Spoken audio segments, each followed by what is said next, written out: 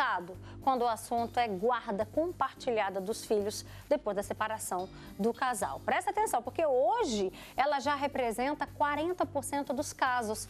A lei passou a incentivar os acordos e sempre é colocado em primeiro lugar o quê?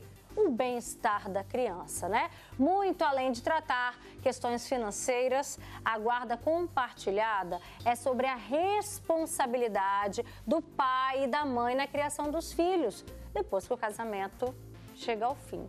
E aí eu te pergunto, né? Como é que é aí? Só que muita gente ainda tem dúvidas sobre essa guarda compartilhada. Então esse vai ser o nosso assunto de agora. Vem cá, participa com a gente. Aqui no nosso estúdio eu recebo a mamãe Juliana Giuliatti. Obrigada, Ju, pela sua presença. Boa tarde, seja bem-vinda, viu? A gente também recebe aqui a doutora Kelly Andrade, que é advogada. Muito obrigada, doutora Kelly. E também do lado de cá, olha, outra mamãe, a Paula Maria. Obrigada pela sua presença. Me conta, a respeito da separação, de que maneira que você e o pai do seu filho decidiram, né, a melhor forma aí de continuar na educação do filho? Ei, Roberta, primeiro boa tarde. Boa tarde. Né? Toda separação é um luto e é um rompimento de funcionalidade tanto para o casal quanto para o filho. Né? Então, até mesmo do que eu atuo como mediadora de conflitos familiares, foi trazer o que eu fazia para os outros para dentro de casa. Então, em primeiro lugar, é separar o que é do casal e o que é da criança. A criança precisa continuar com a funcionalidade que ela tem. Ela precisa ter a segurança de que a família dela, que não é desfeita com rompimento ali através do divórcio, ela vai se manter. Então, os ajustes de funcionalidade, a rotina da criança, o que lhe era comum, atividades que podem ainda ser feitas em família ou não, como vai se dar esse cuidado, foi um dos caminhos que a gente adotou ali para atravessar esse período e chegar a um denominador comum a respeito da guarda. E como é que é na prática? Olha, na prática, se eu for te falar na prática, as decisões são compartilhadas, né? O que, atividades extracurriculares, como vai se dar, quem vai levar, quem vai trazer, quem vai recebê-la, os finais de semana alternados, as dinâmicas, os eventos da criança, tudo isso ele é compartilhado entre nós. Claro que nem sempre. Ambos concordamos, mas buscamos um caminho do consenso para isso. E, a partir dali, sempre com essa análise do que é melhor para a nossa filha. Então, o que é melhor para a nossa filha? Naquele momento, qual é a pessoa mais indicada? Por exemplo, ela faz uma atividade de patins. O pai anda de patins com ela, não eu. Então, nesses momentos, é aquele momento que a gente determinou para que seja criado um laço de pai e filha.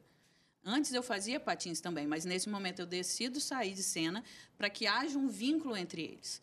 Da mesma forma que eu tenho programa só eu e a minha filha, exatamente nesse fortalecimento desses laços. Agora, doutora Kelly, vamos falar a verdade, assim, na prática, como é que é essa questão de o que é melhor para a nossa filha? Porque depois da separação, a tendência é que cada um vai querer puxar também para o seu lado, né? Embora você trouxe aqui um exemplo muito consciente de que quem anda de patins é o pai dela, então nada mais interessante do que o pai estimular isso. Mas como é que é isso na prática? Inúmeros conflitos, né? As varas de famílias, elas estão cheias de processos em razão da falta de dificuldade, né, em consenso entre os pais. Então, isso não é nenhuma novidade, nem fora da nossa realidade, né? Isso é muito real, mas é importante colocar um motivo pelo qual a guarda compartilhada passou a ser uma regra de 2014 para cá, né? Qual foi a razão? Era muito comum o marido e a mulher se divorciar, a mulher ficar com a guarda fática, né, também de direito do filho ou dos filhos, e o marido se divorciar também dos filhos, o pai se divorciar dos filhos também. E aí sobrecarregava a mulher e ela ficava com toda a responsabilidade, não só da educação, da criação, mas também financeira e qualquer tipo de responsabilidade que a paternidade e maternidade, né, implicam. E, com isso, veio a decisão de trazer a guarda compartilhada, que é o compartilhamento, Roberta, de decisões, de responsabilidades, de obrigações. Ou seja, não é o compartilhamento de lar.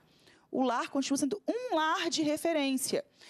O nome compartilhado dá a ideia de que é compartilhar uma semana com uma semana com outro, um mês com um mês com outro, um ano com um ano com outro. E não é isso. O ideal é que haja um lar de referência, para que a criança tenha um lar como referência padrão e esteja com o pai e a mãe, né? Mas se quiser, assim... O que? Alternada? Isso. Não é o mais indicado. Estudos comprovam que não é benéfico para o melhor interesse do menor essa alternância de residências. Porque a gente já teve mães aqui que passaram pelo programa. Pode e acontecer. Falaram, às vezes passa 6 meses com um, 6 meses com o outro. E o período maior, um período estendido, justamente por conta de uma rotina. Sim, né? Isso complica muito, afeta muito a rotina. Mas se a lei trouxe a regra de guarda compartilhada, é porque houveram vários estudos em torno disso, né? E comprovou-se que poderia ser o melhor seu interesse da criança, como de fato tem sido. O aumento da guarda compartilhada é em razão disso. Primeiro, pela obrigatoriedade. E segundo, pelos benefícios para a criança, o menor, né, o adolescente, porque o pai passa a participar mais ativamente da reunião escolar, do procedimento médico que o filho tem que submeter, decisões referentes a cursos extracurriculares, como foi citado. Então, trazer o pai ou a mãe que já não moram com o filho mais, no lar de referência, para participar ativamente, ter uma corresponsabilidade em relação à criação dos filhos. Essa é a ideia. E sobre esses benefícios, quem vai falar para a gente melhor é a psicóloga Juliana Gigliatti. Eu tinha apresentado ela como mamãe, que na verdade são rostinhos novos aqui hoje para a gente. Mas vamos lá, Juliana. Quais são os benefícios, né? Porque às vezes a gente vê um conflito, sabe? A criança fica no meio do fogo cruzado. Isso, de fato, é um ambiente mais saudável para a criança? Uma separação, ela geralmente causa um impacto. Mas isso não significa que precisa de virar um trauma na vida da criança. E o mais importante é que os pais possam estar assegurando o amor. E para isso, a guarda compartilhada, ela pode auxiliar sim. Como? Bem como ela falou, né? Não é questão de dividir o tempo ou dividir as casas. Mesmo que a criança esteja com a mãe durante aquela semana, vamos supor que o pai está viajando, ou o pai mora em outra cidade, a mãe precisou de morar em um estado diferente, vamos colocar assim, porque existe, né, essas situações. Como que o pai pode fazer para compartilhar esse momento?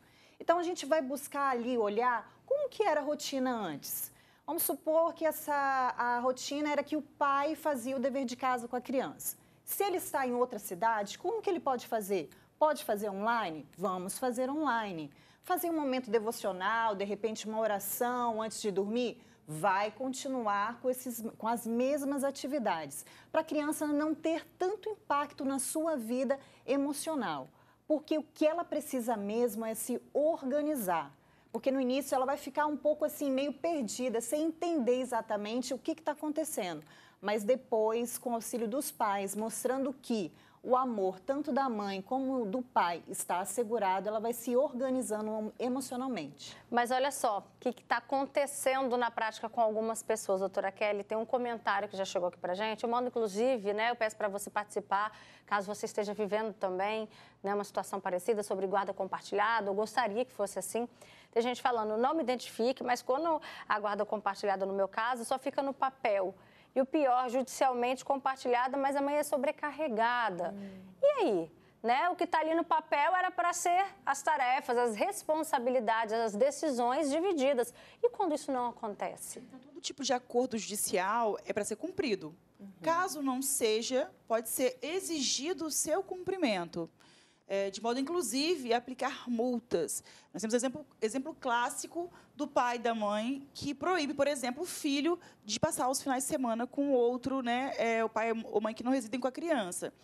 E, com isso, o genitor prejudicado pode pedir imposição de multa financeira para aquele genitor que impede essa convivência. Do mesmo modo, tudo aquilo que envolver descumprimento de decisão judicial pode, sim, ser exigido judicialmente o cumprimento, a fim de que seja a obrigação legal ela seja praticada, né? Então, cabe àquele genitor que é prejudicado falar, olha, não está participando, não foi na reunião dos pais que eu pedi para poder ir, não acompanhou no médico em tal dia que eu pedi para poder acompanhar. E, com isso, exigir um cumprimento por parte do judiciário. Tem uma pergunta aqui, no caso de guarda compartilhada, quem paga a pensão?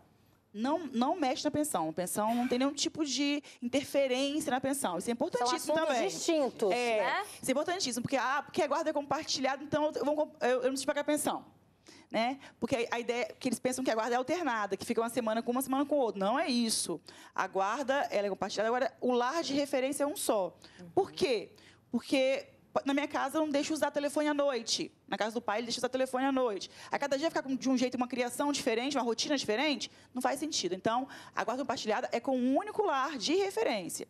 Bom, esse é um ponto. Com base nisso, o pai que vai ter o lar de referência, ele vai ter, logicamente, né, uma despesa muito maior com o seu filho, que reside com ele habitualmente. Só vê o pai ou a mãe com quem não reside a cada final de semana alternado, às vezes um dia por semana. Então, a pensão ela não sofre nenhum tipo de prejuízo, nem alteração. Perfeito. O direito à pensão é o mesmo. Paula, o que você percebeu de benéfico desde quando vocês adotaram, né, pela guarda compartilhada? O que você percebeu de positivo na criação do seu filho? Olha, no sentido, talvez, da participação mais ativa desse pai. Né? Porque enquanto você está numa relação conjugal, em regra, as mulheres ficam com todo cuidado e o homem está sempre fora e atua muito de forma pontual. Então, hoje ela tem mais tempo com o pai. Essa questão até dessa alternância, o que a gente estabeleceu é que há uma pernoite no meio da semana, exatamente para que ela esteja com esse pai também, porque ele tem o desejo de estar com ela.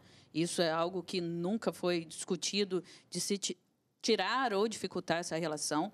Então, eu creio que essa participação mais pontual, mais ativa do pai para com ela, seja no sentido de uma atividade extracurricular, que antes eu fazia todas, seja no final de semana que ela está com ele, ela não está comigo, mas está com ele, fazendo atividades com ele, seja na participação da escola, onde agora não é só a mãe que responde, mas também o pai é chamado. Acontece alguma coisa, eu já falo com a escola, olha, ligue também para o pai.